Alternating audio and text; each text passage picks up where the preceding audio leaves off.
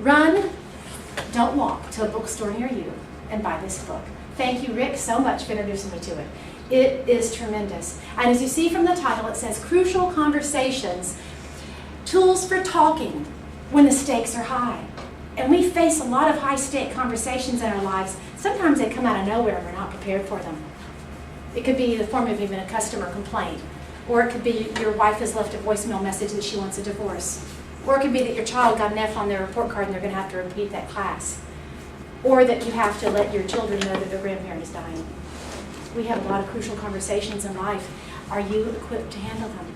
And it's my hope and my prayer that by the time you finish today, you'll have some tools that really help you see how you can address them better, how you can handle it by making it safe and being able to navigate the difficulty. So what is a crucial conversation? I know.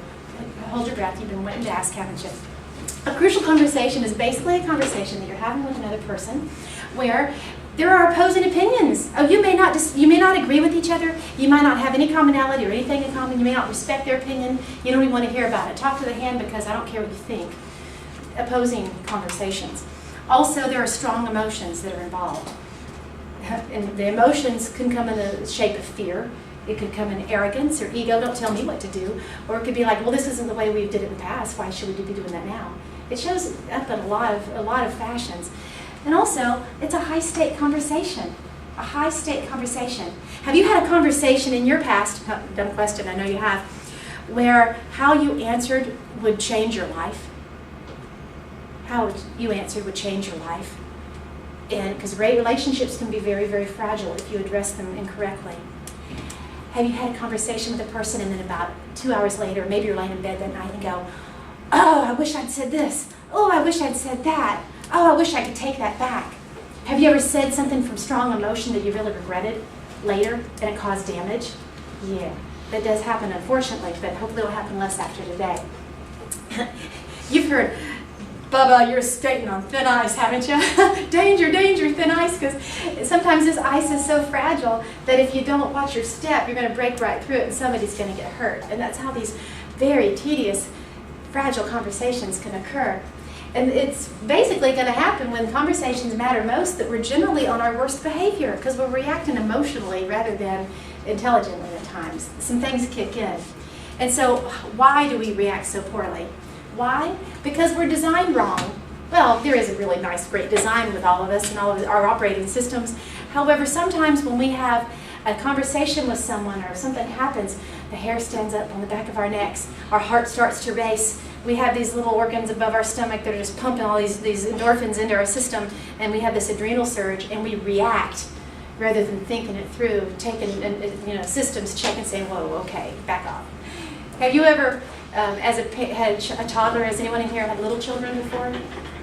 Sometimes you just want to react and explode, and you have to catch yourself and just breathe, so that you can regain composure and not react because it could scare the child. Do you do that with your employees? Let's hope that you might after this conversation. Also, we're under pressure. Sometimes we have to have choices made that we want to make the right decision, but it's a high-pressure environment. I thought you were going to leave. Are you enjoying it too much to go? I am. Awesome. You're welcome to stay. Thank you. We're under pressure. But also we act in self-defeating ways because we don't keep our reactions in check. We don't check our emotions for how we are going to handle things.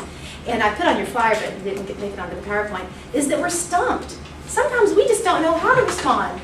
When somebody has said something disrespectful or offensive, or they have attacked us, or they have just gone for the jugular, it's like, what do you say?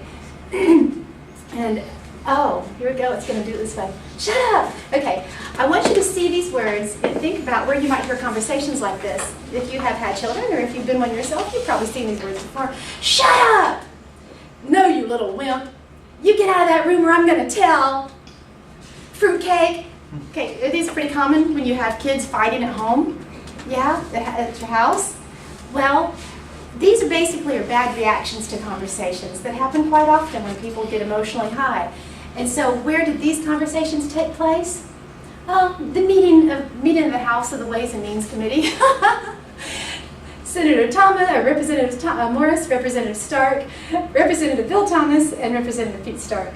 And so sometimes people just choose that path, and it happens in business. It happens in families. It happens in the grocery store when emotions get high. But you can see what an impact a bad reaction can have on a conversation and on the relationship. So how do we typically handle these crucial conversations? I like this picture. Do you like this picture? You know, sometimes I don't want to hear about it. I'm not even going to pay attention to it. I put my head in the sand. And also, you know, people just don't want to speak up and say anything. But here are the main three things, and you have this all in your handouts, so you have to look at afterwards, is that we avoid them. We avoid confrontation at all costs. I'm one of those people. Who do we have in here that likes to avoid confrontation? Most Greens do, yes. I don't like to have arguments. There are people that live for it.